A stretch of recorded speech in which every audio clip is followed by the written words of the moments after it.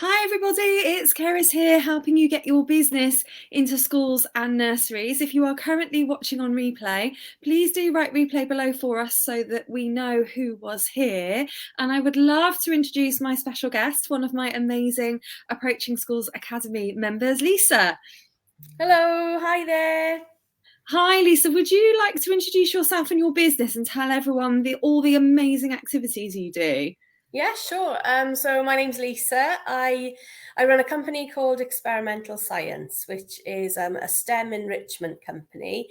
And what that means is that I put on lots of different types of STEM workshops, mostly science-based, because that's kind of my background. But I do sort of technology and engineering workshops as well. And I visit lots of different places with those. I go into schools, I go into holiday clubs, I do big festivals, I do parties, after school clubs, lots of different sort of venues with my clubs. And yeah, it's been really successful. Amazing. And it always sounds like so much fun when you describe to me all the Yeah. different things that you get up to as well. It sounds brilliant. So we met on one of my free challenges, I think, didn't we? Can you remember Yes. when your first free challenge was, Lisa? So, I want to say it was sort of this time last year. Ah, could have been. Yeah, it was early last year, Yeah, maybe sort of February, March time last yeah, year. But yeah. I was still teaching at the time, so I'm an ex-high school science teacher, and I wasn't in a position to kind of do anything with the challenge at that particular time. But I was really curious to find out how I was going to approach schools with kind of my business idea, Yeah. and just sort of wanting to do some background research before I took the plunge and left my teaching job in September and took Sure. my company full time. So I did the 5-day challenge, but I didn't actually act on sending any emails or anything like that at the time. Right. But I knew the value of it straight away. You could see instantly that this was how you get your business into schools and Yeah. nurseries. It was as simple as that. Yeah. So when it came to September, and I had left my teaching job and I was ready to get my business into schools, I remember contacting you and saying, right, when's the next free challenge? Because I want to do it again. Yeah. And this time I want to act upon everything. Yeah. And you had a bundle available at the time. Yes. So this bundle had um, some of the templates and things that I would need to make a start of getting my business into schools. And I started using that. But I kind of felt that I still needed a little bit of support. I still needed that little bit of encouragement. I had lots and lots of questions. But that initial bundle was really, really good. But I found that since coming into the academy, that's been the full package. That's like Yeah. everything that I fully needed, and Yeah. I'm working my way through now. And it's been like gold dust to me. It's been wonderful. Oh. Yeah. Amazing. That's really good news. So you kind of learned the foundations of how to get into schools on the Mm. challenge, but then felt you wanted that kind of ongoing support that we give you Yeah. in the academy. Okay, brilliant. And so let's talk about that then. Let's talk about the support that you do get. Okay. So for example, when you come into the Approach Schools Academy, it's a hybrid program. Half of the program is a self-study course. The other half of the program is like membership to my live support community. And in that you get weekly Q&As with me, you get a monthly mindset group call with Philippa, you get a monthly business strategy call with me, and you're soon going to start getting termly curriculum lesson planning sessions with Karen as well, our new curriculum expert. But tell me, with regards to your experience, the Q&As, the group calls with myself and Philippa, like how have you found those so far? Oh, amazing. Absolutely amazing. So when I started in September, I had an idea that I was just going to do workshops in schools, but I didn't quite know how to package that. And I Mm. didn't quite know what I was going to offer the school, to be quite honest with you.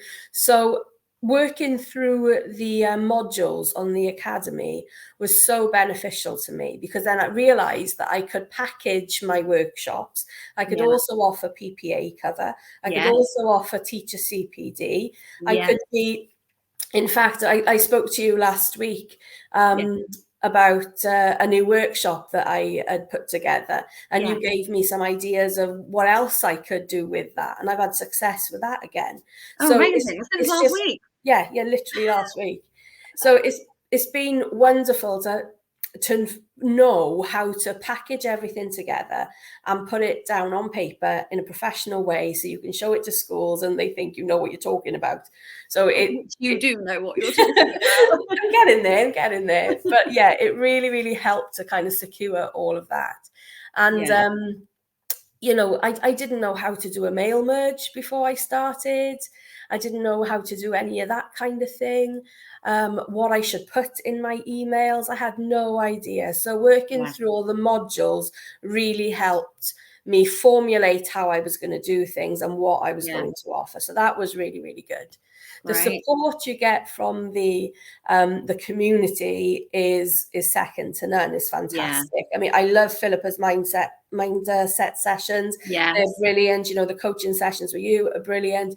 But the thing I love the most about it is that if you have a question, you can just post it, and there's always somebody there that will say, oh, I had the same experience, or I tried this, or I tried that. And if you write a letter or you write an email and you want to show somebody, are there any mistakes in this? Can anyone spot a mistake? You know, you can just put it on there, and everyone is so supportive. 100 proofreaders. And it's brilliant. It's absolutely brilliant. As somebody who's dyslexic as well, it's really useful for me. It's really useful. So yeah, it's wonderful. I absolutely love it. I don't think I could be having the success I'm having now without the support of the academy. Oh, wow. So let's talk about that success then, Lisa, because you have had lots of success and you're always popping in and telling us new things that are happening in your business. And I know you've been quite busy. So what kind of results have you had?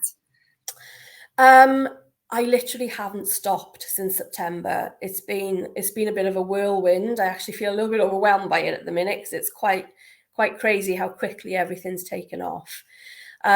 So my first campaign, I sent emails to, I think it was sort of 80 schools. And I had 9 come back to me for free taster sessions.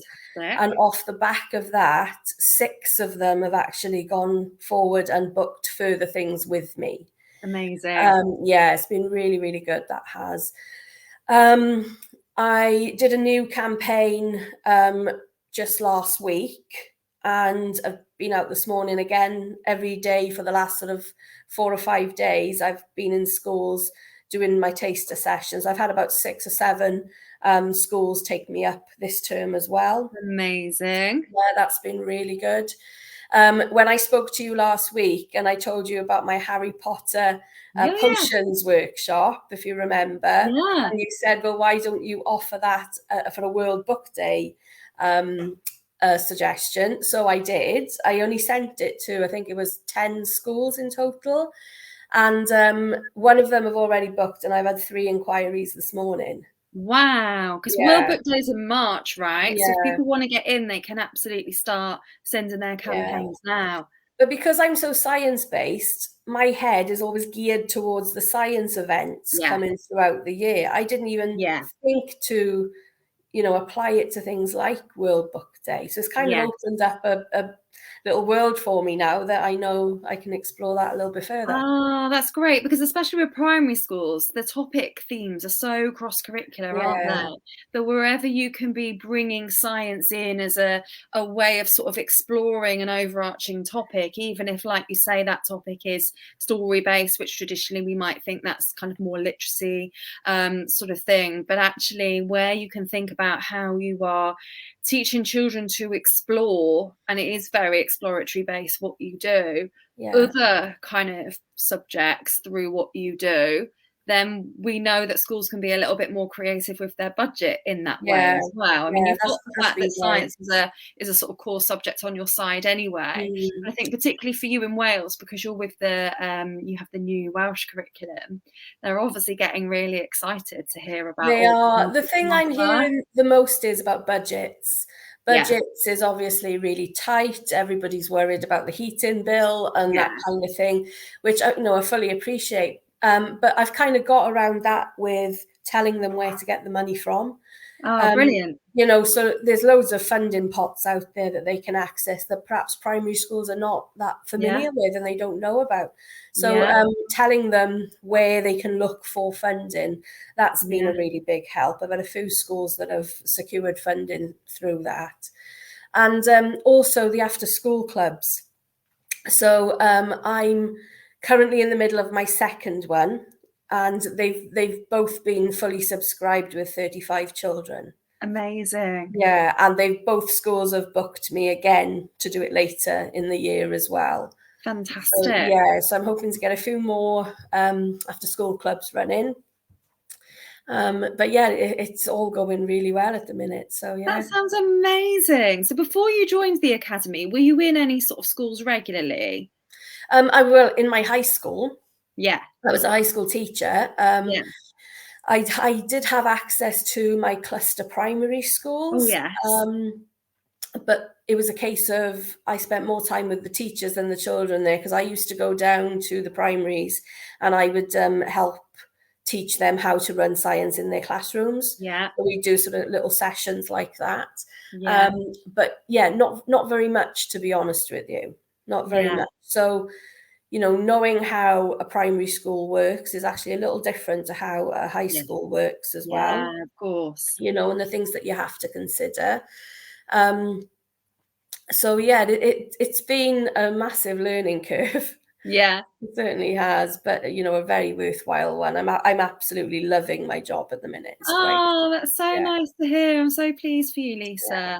And so you've gone from kind of having your sort of handful of cluster schools where you were working with some teachers, joined the academy, come through, and you've been talking about clubs, you've been talking about workshops, you've been talking about schools taking you up on things for World Book Day and tasters that you've been going out and delivering this week.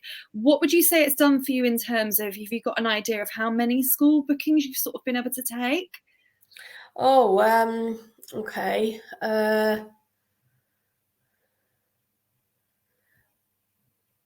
It must be about 7 or 8 schools. Oh, wow. Have actually signed up to do something with me. Yes. Yeah. It's got to be at least that. Yeah. Amazing. Off the back of doing the taster session. So I've been out and done Wow. taster sessions now in about maybe 15 or 16 schools. Okay. So it's been really successful. And that's pretty good, because actually at the moment that's a 50% conversion rate, Yeah. which is good already, because that's direct sales from delivering those demos. However, we know some schools take longer than others to book. Yeah. So it may be that the other half, they may book you for something else later down the line. Yeah. I know last week on our call, we discussed kind of some strategies for re-engaging those schools potentially later on in the year. So, you've been able to sort of spread the word and spread your kind of brand awareness around all those extra schools in the meantime, and let the children and families know that you exist in the area.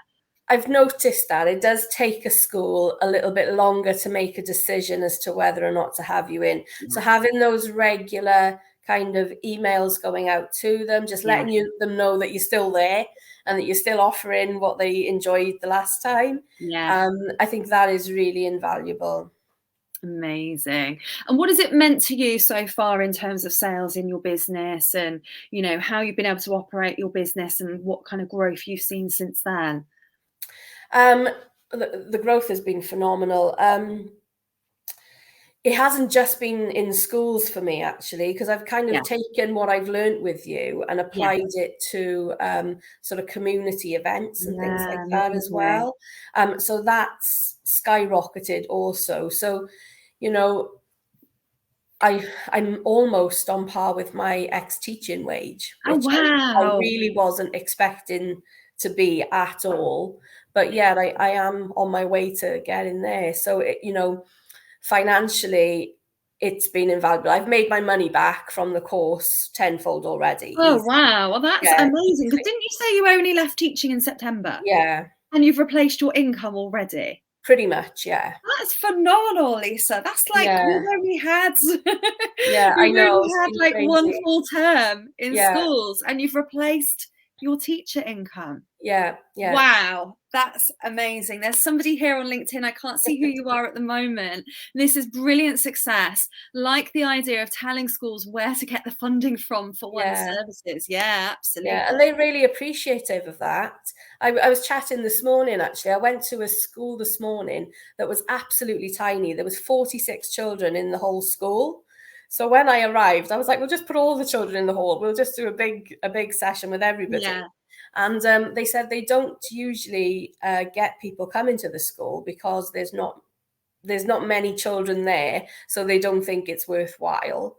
And they're not going to get much uptake from after school clubs and things like that. And they don't get a lot of funding because they are such a small school. right. So I was able to tell them, well, actually, there's XYZ that you can go to look for funding, which they had no idea about.